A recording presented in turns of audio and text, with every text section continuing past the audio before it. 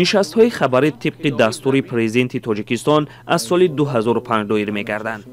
вазорату идораҳо ва раисони шаҳру ноҳияҳо муаззаф бар риояти ин дастур ҳастанд. аммо хабарнигорон дар вилояти Хатлон иддао мекунанд ин амр ба таври комил иҷро намешавад.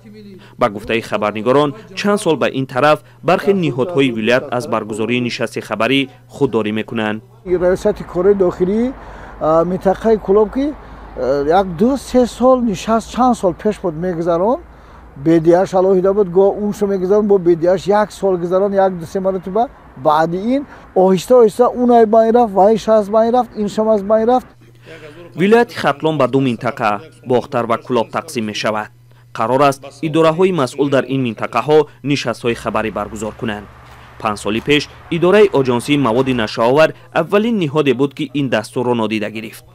пас аз он раёсати корҳои дохилӣ, хадамоти оташнишонӣ, оҷонсии зидди фасод ва 1 сол ба ин тараф додситони ҳарбӣ низ баргузории нишасти хабариро мутаваққиф карданд.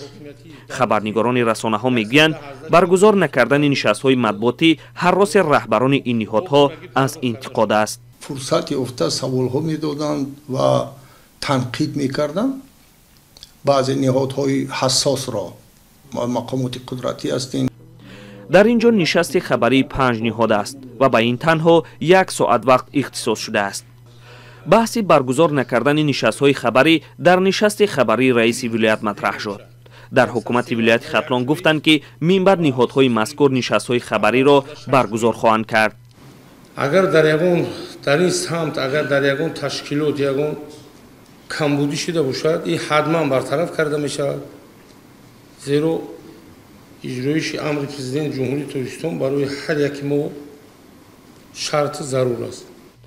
аммо хабарнигорони минтақаи Бохтар ва Кӯлоб аз ин ваъда чандон хушбин нестанд. онҳо мегӯянд ки чунин ваъдаҳоро аз забони раиси вилоят чандин бор шунидаанд. аммо ба ҷои баргузории ин нишастҳо идораҳои калидии минтақа ҳамчунон аз мизбонии нишастҳои хабарӣ худдорӣ мекунанд.